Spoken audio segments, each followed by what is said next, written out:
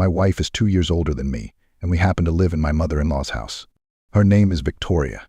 She is still unmarried, and she gladly accepted us. Like many men, I appreciate simple women, but I have even more admiration for women like my mother-in-law, who quietly cry into her pillow at night from loneliness. Unusually beautiful, but intelligent and sophisticated, she has a kind of unassuming charm. However, there is a deep love lurking inside her, waiting to be discovered, just worth a little effort. Living with her under the same roof, I began to notice more and more little things in her, which before I did not pay attention to. One day there was cause for celebration. My wife Victoria and I decided to have a small party.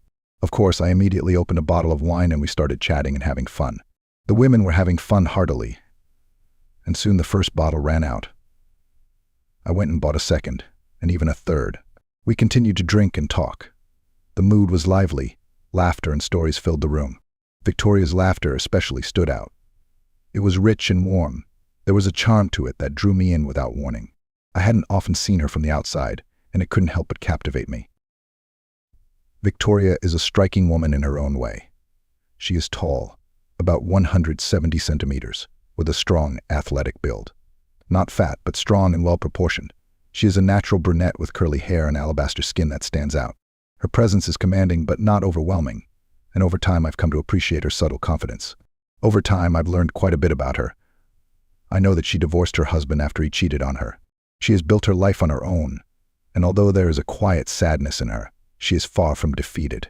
There is a resilience in her that I deeply admire, a strength that is hard to ignore. One thing has become clear to me: Victoria loves life and doesn't shy away from casual hookups. That realization stirred something in me, but I knew better than to act on it. At some point in the evening, my wife stood up and immediately collapsed back into her chair under the influence of alcohol. Victoria and I helped her up, but she was already too far gone. She leaned on the wall to support herself and then stumbled off to the bathroom. I went to my room to change, threw on a robe, and went outside again. I found my wife in the bathroom trying to recover while water poured from the faucet. Victoria, meanwhile, stood at the stove, staring at the floor. Without thinking, I smiled and went to her for a hug, more as a sign of support. But suddenly she grabbed me with both hands and pressed herself against my shoulders. Before I realized what was happening, her hand slid right there. It was a moment unlike any I'd ever experienced. For a few minutes we were lost in each other, kissing deeply. My mind was racing, aware of the danger but unable to stop. Just when I thought things might go further, Victoria suddenly pulled away. She looked around as if coming to her senses and said, "Let's wait until my daughter is asleep. You're a good man, but time is of the essence." With those words, she went to her room and closed the door. I stood there with my heart pounding, trying to realize what had just happened. Every nerve in my body was alive. Every thought was consumed by it. I knew I was walking on a dangerous edge, but the pull was undeniable. I was in shock. When I returned to the bathroom, I found my wife with her head in the sink, cold water running down her temple. I turned off the faucet, picked her up in my arms, and carried her to bed. She seemed to fall asleep immediately. Her breathing was deep, and even in her face was calm. For a moment, guilt swept over me, but it was fleeting. My thoughts returned to Victoria, to her gaze and everything else. Unable to resist any longer, I quietly went to Victoria's room. "So, is she asleep?" she asked. "Yes," I replied, and without thinking, I slid under the covers with her. That night, Victoria showed me a side of herself I never imagined. She was very playful, confident, and unforgettable. By morning, she looked a little worse for wear, dark circles under her eyes, but she held herself gracefully, pretending as if nothing had happened. We had a quiet rapport, a connection that needed no words.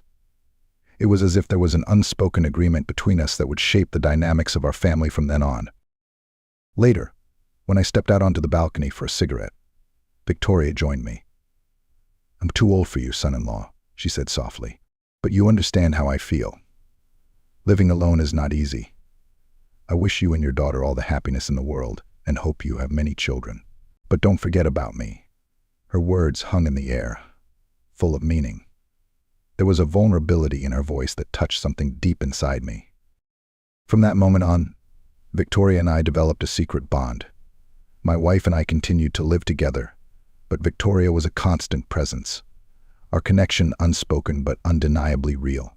She had her own way of looking at me, a fleeting glance that spoke volumes. It was a reminder of what we had in common. a tacit acknowledgement that we had crossed the line and occupied the territory we now occupied. Life went on, but it was forever changed. In every interaction with Victoria, you could feel the tension, the spark that never faded. We carefully assigned roles, keeping our secret. That's how we've lived for many years now.